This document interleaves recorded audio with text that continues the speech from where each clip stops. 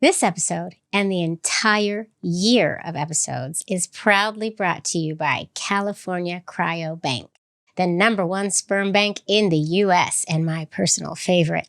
Use code LOVEISLOVE at cryobank.com for a free level 2 subscription to their donor catalog. Make those babies and come tell me about them. Let's go.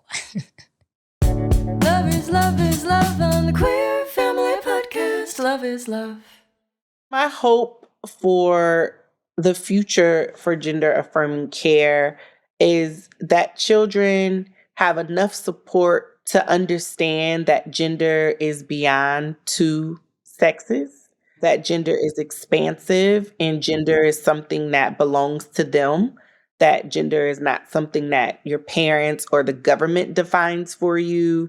Gender is what you say you are. And, I think that's part of what helps me wake up and do the work that I do every day is, for one child, one family to be able to define that. I hope that children have more support from their families, the people that actually gave them life, to understand themselves and to understand their futures. What options do they have available to them? I live in the state of Ohio. I was born and raised in Ohio. And even in this day and age, we're fighting for gender-affirming care. Welcome to the Queer Family Podcast, the show all about family, but with gay. My name's Jaimie. I'm your gay host, and this is the show, as you know, that highlights, celebrates, uplifts, and normalizes LGBTQIA plus families in all of our beautiful identities. And y'all, this is season 18. We have been sharing queer family goodness for the past 18 episodes, and I am so honored to be here with y'all. I am so honored that you still continue to tune in episode after episode to this beautiful, beautiful, beautiful mission. And I have a really great episode coming at you today. I had the privilege of sitting down with Elle Moxley. Elle is the founder of the Marsha P. Institute, whose mission is to protect the human rights of Black transgender people.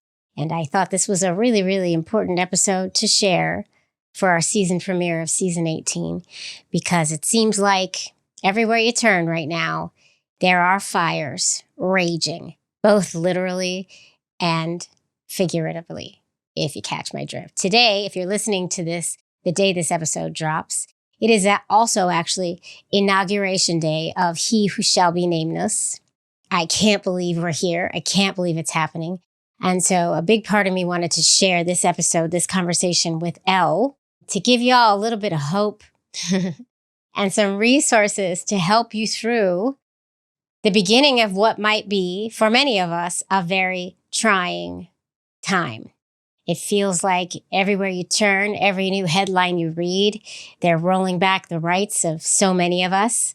Facebook and Meta have taken away their protective measures for LGBTQIA plus individuals and marginalized individuals in general. They have taken away their censorship of hate speech, which I personally have been privy to in the past. And it seems like this hate speech is actually ramping up even more. And it's happening that quickly. It's like the trolls have come out of hiding.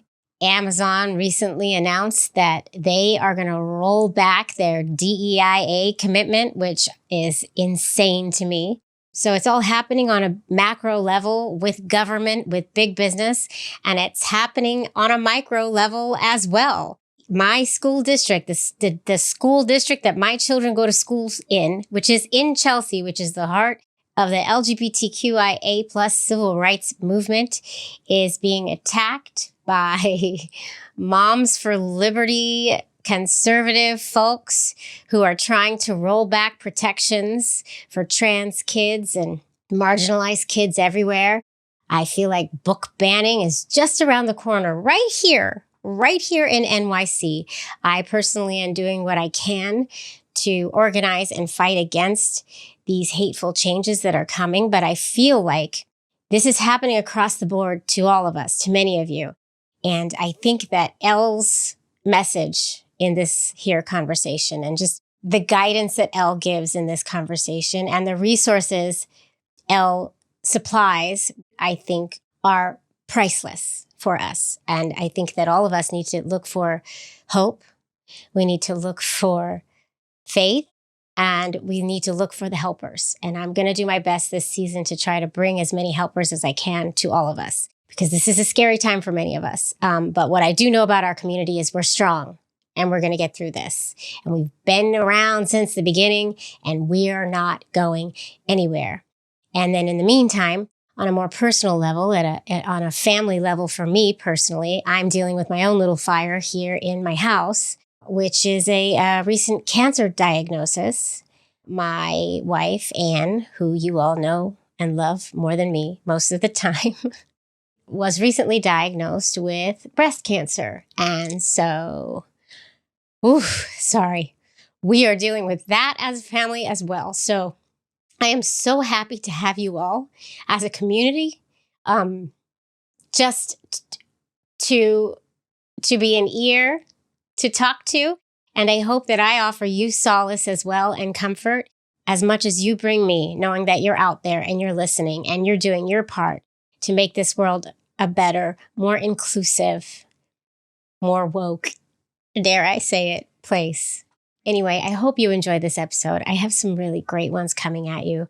Next week, I'm talking to a man who actually is from Italy, who lives in Italy, who is living through all the rollbacks they're doing over there with their government. And I do want to say he's doing fine and his girls are doing fine too. Like I said, we will persevere. We will persevere. But there are some great, great conversations coming your way. Thank you for tuning in. I want to get this tape rolling. I want you to hear what Elle Moxley has to say. And I'm wishing you all love and peace in this new year. And I hope you make it through this week. And I'm here for you all year long. And so's California Cryobank. Use that code. All right, let's go. Helen, Beulah, Jerson, my lovely, lovely, lovely assistants and editor, please roll that tape. Let's go. Find the helpers. Don't be afraid to. Roll the tape. Here we go. Queer Family Podcast. Love is love. Hi, Elle. Hello, Jaimie. It is so good to have you here. And Harper. Hi, Harper. Hi, woof, woof. Harper is Elle's puppy dog sitting on Elle's lap. And I have a feeling Harper's going to be there the whole time. And I fully embrace and welcome this. You know what? He's going to try. That's okay. My crazy Kira is underneath my covers in the bed right now. And at some point, she's going to shake herself out and try to bother me. So I understand it. I get it. I'm there. I'm here for it. Yes. Nonstop. Doggy mom all the time. All the time. They really can drive you crazy. And they're also the best. The best. Okay, let's get right into it. I'm going to ask you to give us your 30-second elevator pitch of who you are and why you're here talking to the Queer Fam Squad. Are you ready? I am ready. On your mark. Get set. Go. I am Elle Moxley. I am the founder and executive director of the Marsha P. Institute. We're an organization that works to protect and defend the human rights of Black transgender people in the United States. And it is no surprise that so many transgender people are under attack at the federal, state, and local government levels, considering the many anti-trans bills that are passing literally in this moment that are passing.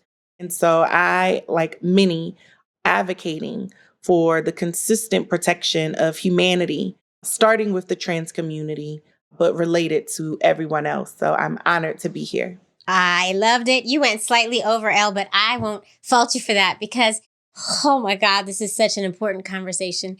And before we started recording, you were even just telling me about something that you just found out about today. And my audience knows that I record these a little bit ahead of time. So this might be old news and we might have all different kinds of news happening when this episode airs. But what just happened, Elle? What just happened? Yeah, today in the state of Ohio, Governor Mike DeWine signed a bill into law that will ban Ohio students from using school restrooms that don't align with their sex assigned at birth. He essentially announced his decision after the Ohio Senate voted to essentially pass the legislation along with the Ohio House. The two bills were folded into Senate Bill, I believe, 104, which essentially amends academic institutions to set separate bathrooms, locker rooms, and overnight accommodations. So that's happening, literally in real time. Yeah. The Daily. ACLU of Ohio is certainly arguing that SB 104 has harmful anti-trans provisions and ignores that transgender people have to endure higher rates of sexual violence and assaults, especially while using public restrooms, than people who are not transgender. But, that's the state of the world right now. It's insane that It's insane. I mean, there is this huge, okay, so he won, which it's like boggles my mind. I think we're all still in shock at what happened with this election. And right away, it's like we're going after immigrants and we're going after the trans community. Like, boom, boom. What is this obsession with the trans community? And not only that, they're starting with the trans youth, which really, really gets me. It's the hardest. Like, what is this? I'm so angry and angered by this. Like, why are they going after this community this way? And the most marginalized amongst the community. What is their end game here? Well, the end game is complete dominance and control. And the more rights people have, especially those who are marginalized, it makes it really difficult to have as much control and dominance as this administrative party, this entire political party would like. And so if you're able to undercut the voice of dissent or the voices that advocate for their ability to be seen as human and to have access to more, then you create a world in which you have more control. And so I think one of the things that people are missing in this moment is this party doesn't want to just have control over trans people or women. They want to have control over everybody. And the sooner you can get the little people out of the way, the easier you can control, because then you can align yourself with those who already believe like you or people who are on the fence of believing like you. Oh, yeah. So it's a strategy, and it's a strategy that unfortunately is working because people are not smart. Right. No, they're really not. There's so much ignorance. And I'll tell you what, Elle, I've always gotten a certain amount of trolls and hatred on my social media channels regarding the content I put out, because I'm all about uplifting and highlighting and celebrating queer families and queerness in general and all of our beautiful identities. And I've always gotten a good amount of trolling and hatred. Ever since this election, it has ramped up 100,000 times. I am afraid to go on Facebook at this point because I think it's maybe the older generation that really is like really getting on top of this whole topic. And a lot of the comments go straight to, you pervert, you want men in girls' bathrooms. You pervert, you want, they go straight to the bathrooms. They go straight to us being groomers. They go straight to all these crazy myths that are coming from the rhetoric that they're spewing just to gain control, like you say.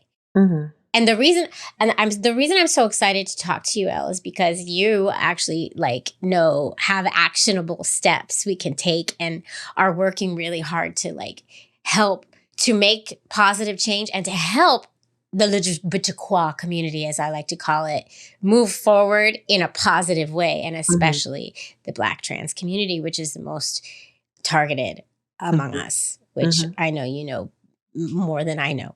And before we get into actionable steps and everything that we can do, and I want to hear more about the Marsha P. Johnson Institute and everything y'all are doing, because this is fantastic and everybody needs to know about it and subscribe to your newsletter, which I just did.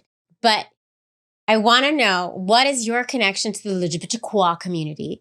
And how did you come about getting into the space that you're in right now and the work you're doing? I would love to hear a little bit just about your personal background story, if I may. Yes, absolutely. So I'm a transgender woman. I have been involved in celebrating my own self my entire life, and that created so many openings for me to be a activist. I didn't know how to advocate for my own self, so I found it much easier to advocate for other people. If I had to look at myself, I would have fell apart in my early years of life. And so I knew I needed to do something to save myself, but I also knew if I was going to save myself, it was some people I was going to also have to work to save, because nothing happens in a silo, nothing happens individually, regardless of what the world is telling us. Nothing happens individually. I was always raised that for every action, there is a reaction. And I knew that if I was having a reaction to something or I was having certain results, then other people were probably having those results or were going to be destined. So I wanted to change my destiny. I thought that, being a trans woman would lead me to my death. I never thought it would lead me to my existence. And so I'm so grateful that I had the opportunity to affirm myself in my own time without approval from my family, without approval from the government, because that was an individual power that I needed in order to be able to contribute to a large collective of something that was bigger than me. And that's how I ended up in this space of social activism and social change and being a leader in so many of the formidable social justice movements that have shaped the last decade of our lives. Yeah. And I appreciate you. We all appreciate the work that you're doing, and more of us need to get involved. And I think we all know this now. And I think we're all trying to figure out the avenues that we can take to help move movements like the one you're working so hard for along. And especially those of us who have more privileges, the need to get involved is heightened to an even higher degree, right? We need to all recognize our privileges and then start using them to help those who need it the most. And oh my God, there are some who really need it. And I want to ask your personal, taking it back to your personal, I'm so nosy. I'm sorry, Elle, but if I ask you anything that you don't want to answer, just tell me. We don't have to go there. But what was your experience to getting gender affirming care like in your youth? And I think I already know how it affected where you turned out to be. But what was your experience with gender affirming care? And what do you wish for a future for children and youth? And I'm not talking about 7-year-olds going into schools and getting a sex change and coming out. I mean, what is your hope for the future for gender affirming care? And relay it back to just kind of your experience. My hope for the future for gender affirming care is that children have enough support to understand that gender is beyond two sexes, that gender is expansive and gender is something that belongs to them, that gender is not something that your parents or the government defines for you. Gender is what you say you are. And, I think that's part of what helps me wake up and do the work that I do every day is, for one child, one family to be able to define that. I hope that children have more support from their families, the people that actually gave them life, to understand themselves and to understand their futures. What options do they have available to them? I live in the state of Ohio. I was born and raised in Ohio. And even in this day and age, we're fighting for gender affirming care. We literally just saw the governor of the state say that an element of care will be denied to transgender people It's not just an assault on transgender children, it's an assault on all transgender people. It's just easier to take agency away from children. Mm-hmm.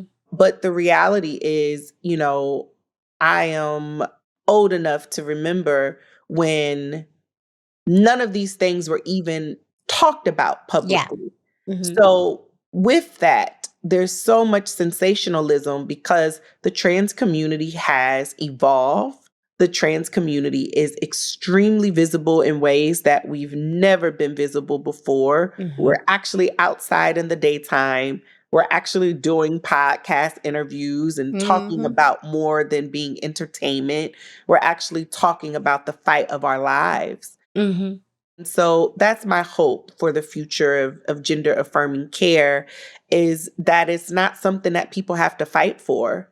It is something that should just be inherent. Having access to reproductive health care and comprehensive health care. These are basic human rights that every single person on this earth should have access to. And why the world has created a debate around transgender people being separate from everybody else is a reflection of how cruel the human heart can be. And so I hope that more people are healed in their perceptions of not only trans people, but how they perceive themselves. And I think that's the biggest challenge here is trans people are actually not your enemy, it's yourself. You treat us how you treat yourself. And it's easier to treat us that way. But unfortunately, it all comes back around. Yes, yes, yes. Everything you just said there, yes, I am amening to. I am saying all the things. Yes. And gender affirming care can be as simple. People don't even realize this. It's as simple as just therapy for for folks who are exploring gender. Just therapy. That's gender affirming care, right?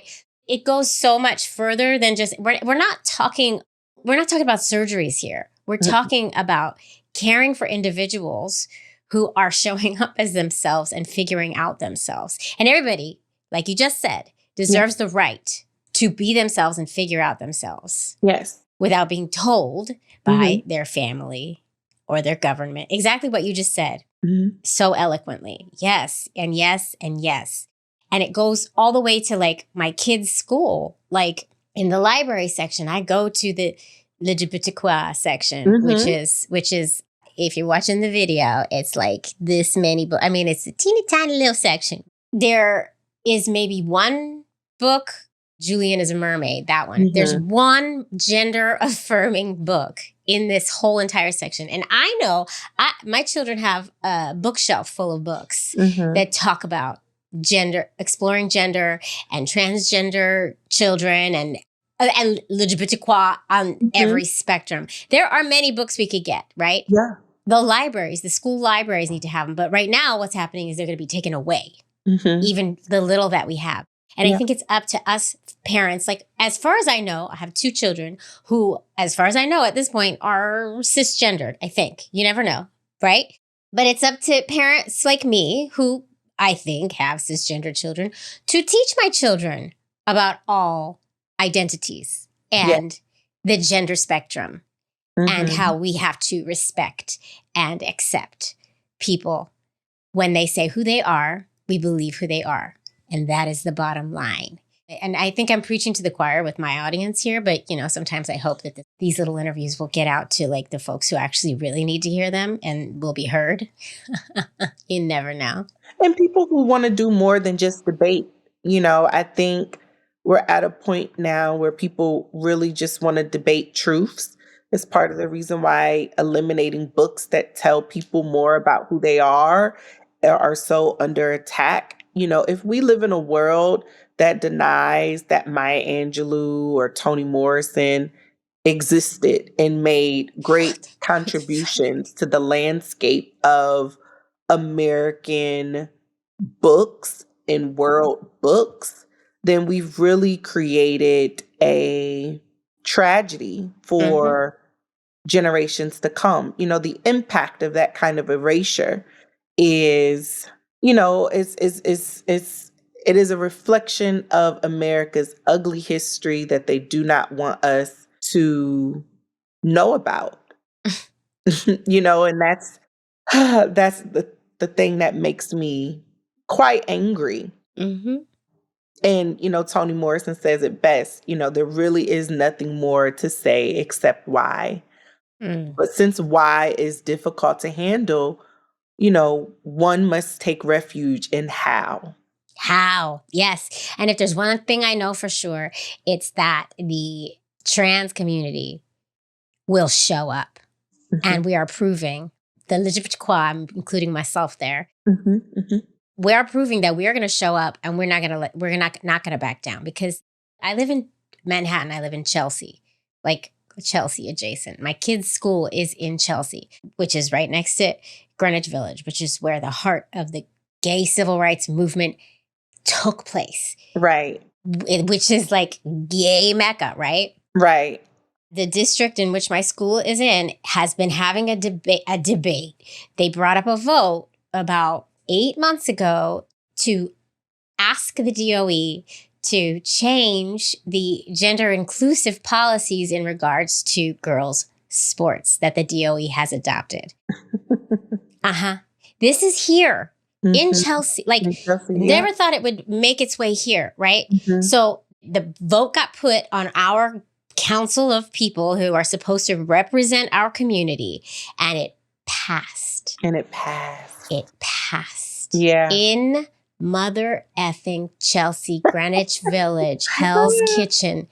It passed, right?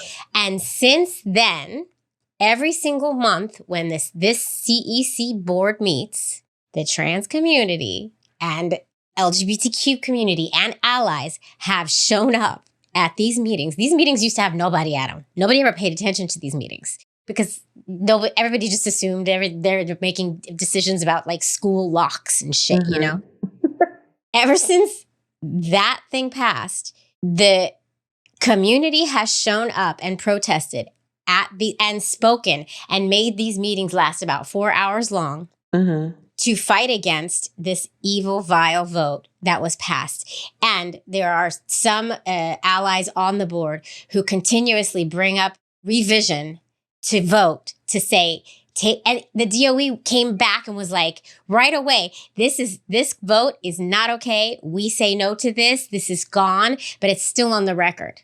Yeah. It's still on the record that they voted that way. And that hurts our children. And that hurts our communities, right? And so these people keep bringing up this revision to strike it, just strike it from the entire record. And they continuously vote against striking it.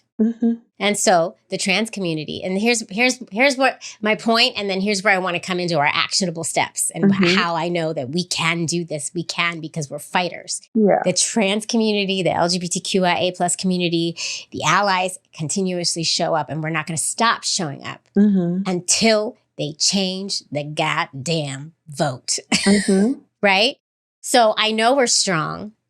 I know the trans community is strong. Yeah. Despite the terrible violence that the trans community is put through. Yes. Constantly. But I know we're strong. And Elle, what can we do?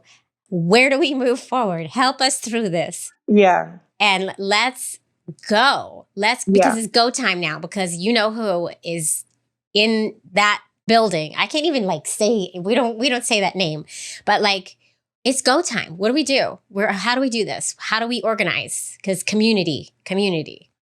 We'll be right back. Queer Family Podcast. I just wanted to take one moment to interrupt here to talk about our sponsor, California Cryobank, because I think it's a really, really important message that California Cryobank has for all of you, which is a code. Love is love. You go to cryobank.com, you use code love is love, and you're going to get a free level 2 subscription to their donor catalog. And as we all know, we have to use help, most of us, not all of us, to make these beautiful families. And California Cryobank is a wonderful, wonderful partner in the making of your family. I used them to make my babies. They were with me the whole way. I called them They offered me guidance. They offered me advice. I was a pain in their sides and they never showed it. I really do love them. And they really do the work to cater to the LGBTQIA plus community. They will give you a letter for second parent adoption if you need it. They offer free vial transfers between partners. So if you have to switch who's going to be the carrier mid-cycle, they will do that for you. They offer so many wonderful, wonderful perks for the LGBTQ community, as well as many, many other perks that do not just pertain to the LGBTQ community. I love them. I think you will love them. And I love the little babies I made through California Cryobank. They are the #1 sperm bank in the U.S. They ship to over 40 countries worldwide, and they are bomb, in my opinion. So all you have to do is go to cryobank.com, use code LOVEISLOVE. You're going to get a free level 2 subscription to their donor catalog, or you can actually use that discount for a discount on a level 3 subscription, which gives you even more info about the donors and their donor catalog. So go in there, start making the babies, start shopping, and then come tell me about it all, because I love to hear your stories. Okay, let's get back to Elle. Don't forget to do it, though. Don't forget. Love is love. You know, I've been wrestling with this for many years, because I knew that there was going to be a point in time in society where we were going to have to learn how to work across marginalization. And so, a framework that I created and encourage, folks who are interested to follow me is a framework called collaborative solidarity, which is essentially a approach to how those across race, class, gender, economic status can do action together and build community together despite whatever we're up against. I did not know the particular circumstances that we would be up against, but a forward thinker and always thinking about what are resources, things that we'll need in the event that there is some avalanche of humanity under distress. And so one of the things that, we've done at the Marsha P. Institute that I'm extremely proud of, and I think it comes at the perfect time, is we've created a Trans Bill of Rights toolkit. And essentially, what we knew is that the transgender community, the Black transgender community, really needed to govern ourselves.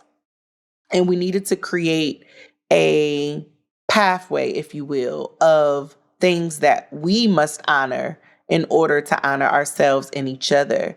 And so that's where the Bill of Rights was born. And then we said, you know what? We need to take this a step further, because it's one thing for us to have these commandments, if you will, of how we'll be, but we actually need to create tangible resources, tangible exercises, tangible homework for communities who want to utilize this resource. We need to create space for people to practice, because that's the only place that you'll actually really learn how to do the thing that you want to do is through practice. You gave this great example of how the community shows up to these meetings. The vote outcome is always the same, but that doesn't stop the community from showing up. Through that, people have learned how to care for each other, who they can lean on. If I'm not there, you're going to be there. Your presence is going to help. But if we're both there together, we can lean on each other, right? So those are the kind of things that happens when you intentionally decide to be in community. But most people have never been in community with Black trans people, or maybe even trans people, right? You think about this targeted bathroom bill, or you think about this targeted, trans kids can't play sports. And it's like, how many trans kids have tried to play sports? Probably 2, right? Thank you. Probably 2 out of 560 kids. And so it becomes even more asinine to humanity when you start doing the actual data. Who are you really trying to kill by having this rhetoric be popularized in your community and in your society. Under the guise of protect our girls. Right. And that's assuming that trans girls aren't girls right there. You're making assumptions around who needs protected. Right. I trust there are people in these people's lives who need protected from them. Right? That's the reality of those who try to be saviors. And that's what our whole point is. None of us are trying to be saviors. We are trying to exist. We are trying to live. And we know that we have to live with other people. We know that people are transphobic. Trans people know that. It's an inherent thing that we know. We know more people are transphobic than we know people who are not. Yeah. But that's because we've learned it in our lives. Yes. We didn't need it on the political stage. We didn't need any legislation. We know it in our life. We know it from our families. We know it from our churches. We know it from the people we love. 7 out of 10 of those trans women who are murdered, it is intimate partner violence. It's not someone that they tricked. It's someone they've had an ongoing sexual relationship with. So this idea that, trans people do not need to be here is all of the reasons why we created this Trans Bill of Rights in this toolkit. And this was going to happen for us as an organization, regardless of who the president was, because we knew that regardless of who won, there was still a president who was going to be aligned with this massive attempt to dehumanize trans people. Yes. And I will say that even during the debates, I was shocked at how little LGBTQIA plus anything came up during these debates. Like it wasn't nothing. And then all of a sudden they started this attack on trans people. And that was intentional. It was very intentional. It was very intentional because unfortunately for one party, they have to appeal to the other party. So I have to appear as moderate and as enthused about actual social issues as possible. So no, I can't say that I'm a Black woman. No, I can't say that I support transgender people. No, I can't even say the word transgender because then that's going to be minimizing to my attempt to win. The moderate side, or the I don't know yet side. Exactly. So you all the transphobic people. You sacrifice for those people because their vote to you matters more, which again is part of the reason why we created this toolkit, because we wanted to make something available for not only Black trans people to build community and to build safety and support and resources around ourselves, but we wanted to do that with the communities that we love. Some of our mothers are still, rocking back and forth about their love and what that looks like. Some of the men we love, some of the women, some of the partners we choose are still in between, right? Especially if they're cisgender people. So, we hope this toolkit really fosters opportunities for people to build community and to have a reference point. Even if it's not a perfect reference point, it's a reference point outside of the rhetoric that exists on the news channel or in the legislative houses where these bills are passing and being written. Trans people belong, and here's a resource on how you can ensure that trans people belong. And so whether it's a religious resource or intimate partner resource, this toolkit references everything that you can imagine. It's a comprehensive 77-page toolkit. What are some of the tools in there that, if you can, off the top of your head, think of like some of the tools that folks could take away from just from this talk today? Like, okay, that's an actionable thing I can do. Or like, even like from my white, cisgendered, lesbian standing, like what can I do? What tool can I use to like help this community move forward in love and grace and acceptance? My goodness. There's so many, and, so grateful for the amazing hands. So many hands touched and prepared this, but so many tools, whether it's the right to safety and tips on self-defense and safety planning exercises, or the tips on community care as a part of the self-care process. We're like, oh, self-care is okay. You went and got your nails done. It's like, Mm-mm. no, Mm-mm. self-care really looks like a community banding together to, buy somebody a house or whatever it looks like, for your community. There's tips on how you can get there. So self-care practices, self-care exercises, but even affirmation. There's affirmations in this toolkit. Some lessons on what is visibility. So many people have no idea what it means for trans people to be visible, to show up at these meetings and to be obviously targeted as trans people. Right. Or even to be in the advocacy space where you're constantly introducing yourself to the world, knowing that the world is going to target you, So there's tips on how, to show up and support those who are visible and affirming those who are visible in your life or in your community. There's also, a section on legislative protections. So just knowing the law, how to reach out to your legislative officials, what protections and complaints exist and where you can complain. Yeah, that's a big one. Yeah. It's so comprehensive in terms of the resources. It's available via marshap.org/toolkit. And yeah, it's just like I said, it's fully comprehensive. If you have a question around it, we tried our absolute best to answer it. One thing that I think is important, because faith and joy are so disconnected from the trans experience, because we've been taught by society and government that trans people are going to hell. Or if you sit, for the Pledge of Allegiance, you're un-American. And it's like, no, I'm just Black.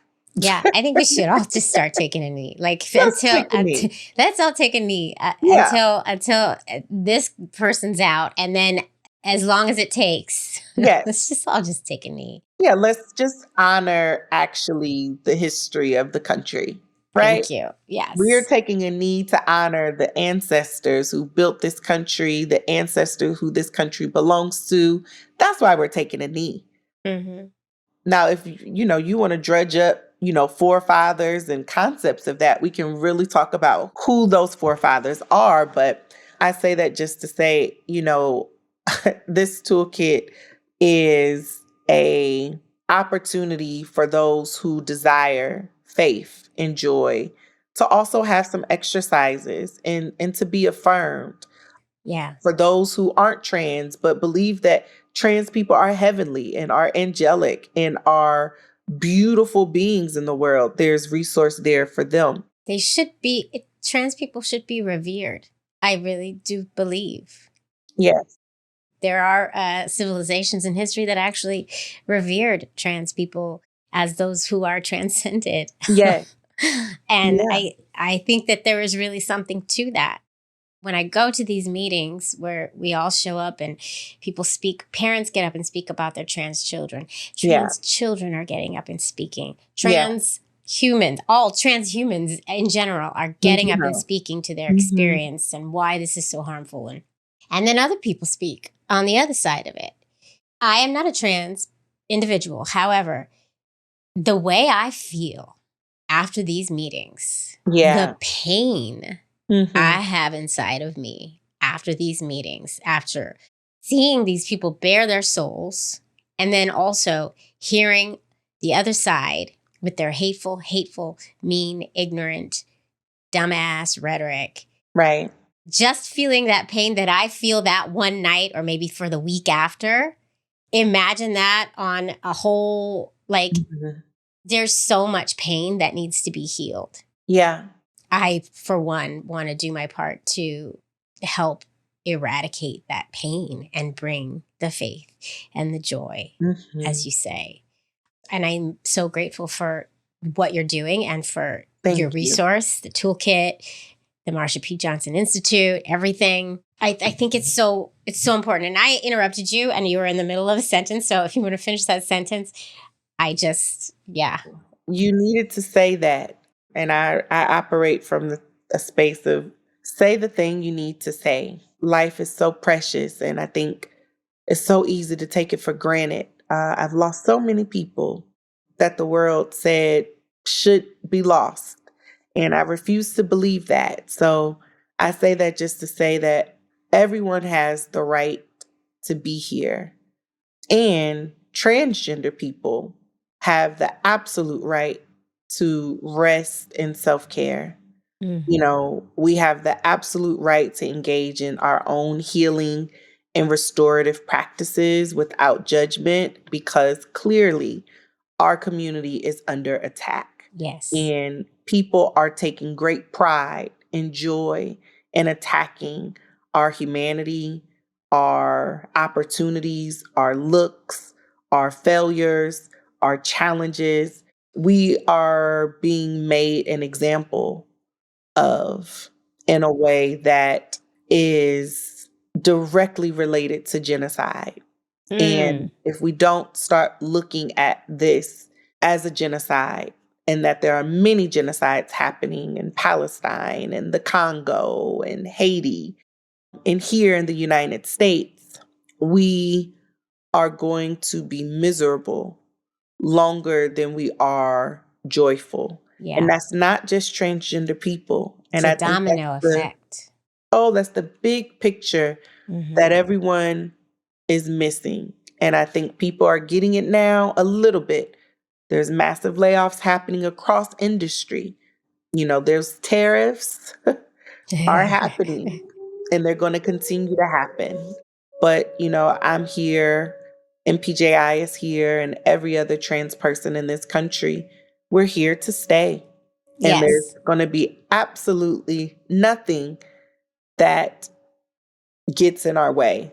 Been here the whole time. Been here the whole time. Not going anywhere. And everybody deserves to be able to show up how they want to show up. Yeah. Which I think is also really important, because we all want to show up in different ways. Yes. Right? We don't all want to look feminine or masculine. There's so many things in between, and everybody deserves the right to show up in this world the way they want to show up. Yes. And be embraced for it. As long as they're not harming anyone. I had some troll say to me one time, they were arguing with, I don't know why I engaged, but I was arguing back to somebody who said something asinine about me being gay or whatever. And then he said, oh, so you would accept your child if they told you they wanted to be you would accept your son if they told you they wanted to be a girl. I say I would accept my son, whoever they decide to be. However it was worded. He said, and then the next argument goes right to, oh, so if he wants to be a serial killer, you're cool with that? Right. It's like, you're missing the point. And until we can get past that ridiculous ignorance and just craziness, we're never going to get to a place of love and faith and acceptance and healing. The country elected a criminal. This country elected a criminal. So the idea that trans people are criminal should not even be an argument, because this country elected a criminal. So if every trans person was a criminal, that would be okay based on America's choice. So it actually is a moot point to even say, oh, so if your child was a serial murderer, based on how you think and based on how you and your people voted, you've already told us that's how you feel. That's okay. And he also appointed basically a groomer, which is what we're being called. You know, the one who, I don't remember his name, but he appointed some guy that was accused of raping a 17-year-old. Okay, groomer. Okay. So you're right. Exactly. Based on your own actions, you're the one saying all of this is okay, not us. Yeah. You know, I say all of that just to say, you know, criminal charges are being dropped against this president-elect. So, you know, I think a lot of people, again, are making very mute points about the transgender community. It is a marginalized community. I think the last census, there's less than 1 million trans Americans. Less than. Yeah, you know, so I'm let's not go sure after them. Yeah.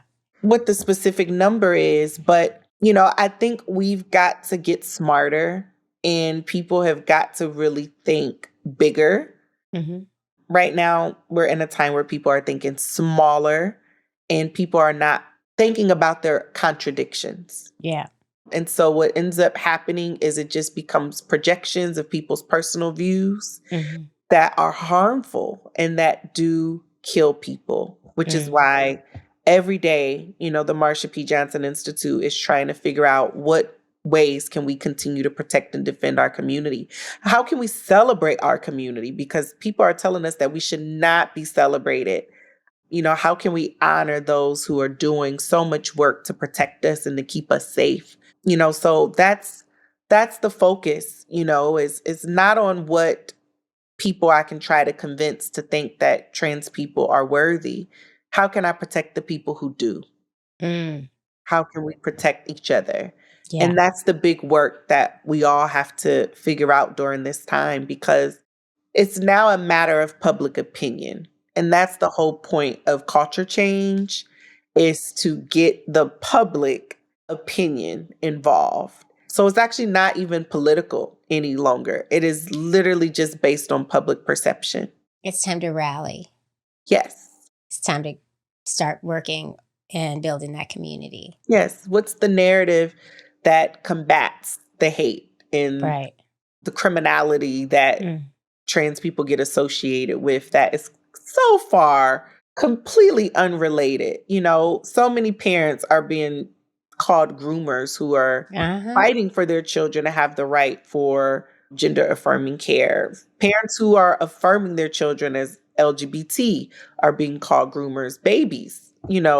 I'm being called a groomer because I'm gay. Yeah. And I made babies. Yep.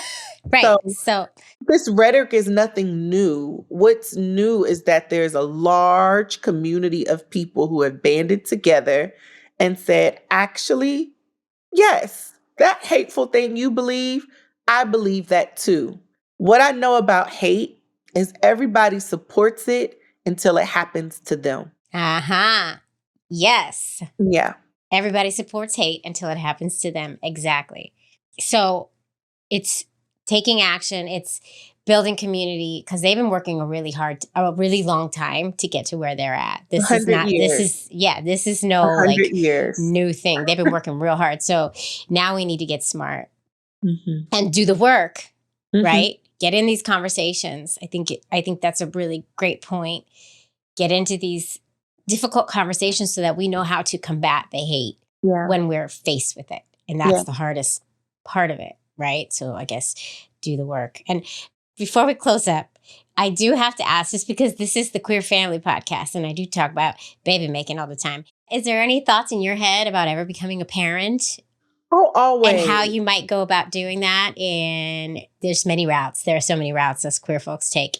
Always. I am a proud godmom to a beautiful, beautiful, beautiful baby who I adore, and just so grateful for the opportunity to parent in that way as a godmommy. Chosen family.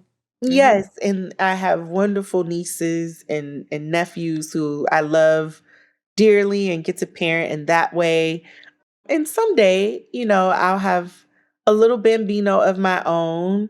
I am a bit of a traditionalist. So, I'm not very interested in single parenthood and single mom. So, we'll see how things go down the line. You want to go the heteronormative route to get there? Heteronormative. Somebody needs to be here to help me with this baby. And I would second that motion. I would second it as a woman with 2 children. Yeah. Yes. You need some help. When you're done helping me take care of this child, or you're taking care of this child, you need to come suck on my neck. Yeah. Oh. You know what I'm saying? So yes. Yes. Yes, please. And I love it. I love that, we can also be traditionalists, and then we're going to need a little help to get the babies when we get them. However, we're just like everybody else. Yeah. Some of us want to get married first. Some of us want to partner up first, Yes. So just a little nod to the normalization of our families and what's normal. I think that's the thing. It's like, what's normal? Nothing. none of us are chasing anybody else's normal. We're literally Especially our chasing- community. We're chasing ourselves. And Yes. so that's what it looks like for me. I'm chasing my own dreams. Only I know what those dreams are. And that's the future of family looks like for me. But it's not ruled out. And that's what's important as well. No, never ruling anything out. It may be a moment where... And also, you don't have to have kids. I'm not advocating for having kids. You don't have to have kids. People live wonderful, wonderful, probably better lives without them. However... Wonderful. Yeah, but just, knowing that it's always an option. And we can be whoever we want to be. And we can have the lives that we want to. But we got to do the work. Yes, we all have to do the work. And, the biggest family that I've been able to create is the family that I've created with myself. And that's the most important one for me right now, is just really taking care of all of the parts of me that I didn't even know needed taking care of. So I hope others in the LGBT community, in the queer community, in the community that you don't even know you're in, those people, I hope you find family in yourself and make peace with all of the ways that the world will try to tell you that your family isn't valid or real. Yes. Yes. Beautifully said. Now tell everybody where they can find you, where they can find all of your resources, and it'll all be in the show notes as well for everybody who's listening. So you can go reference that. But where can everybody get a hold of you, find you, do the things, all the things? Well, one, you can find the Marsha P. Johnson Institute at marshap.org. You can also follow us on Instagram and social media at MPJ Institute. And people can find me at Elle-Moxley.com. Or you can find me on Instagram at Elle_Moxley. I'm doing it right now. I'm actually literally finding you right now. And I'm going to follow you, and everybody else needs to too. And go check out all those resources, everyone at home. And come on, let's do the work, because it's time. It's time. Donate. Pull out your wallets. Donate. Join an organization. Find something or somebody to support. Yeah. And maybe do both, because at this point, people need it. I woke up this morning not thinking about having to move out of Ohio.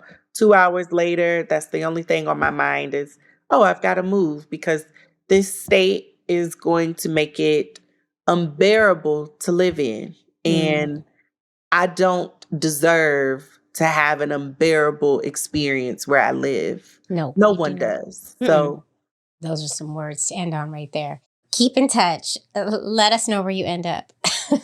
Yes, I will. Hopefully we all stay safe out there, and I appreciate you so much, and thank you. And keep in touch and let me know if there's ever anything I can do or share. I'm here for you. And the audiences as well. I know they are. So thank you. We appreciate it. Hi, audience. Thank you. Thank you. Queer Family Podcast. Whew. Well, folks, I hope you enjoyed that episode as much as I enjoyed it. And if you did enjoy it, feel free to listen to another or watch another. I have so many episodes for your listening or viewing pleasure. Just go pick one and enjoy. There's a lot. There really is. And also, if you really do like this show, please, I know I say it all the time, but please do consider supporting the show on Patreon. You're just going to go to patreon.com/The Queer Family Podcast. You're going to pick a tier, you're going to join, and you're going to get that bonus content. And you're also going to get my love and adoration for the rest of my life. I love you all. Thanks for tuning in. Keep on tuning in, and I'll see you next time. Mwah.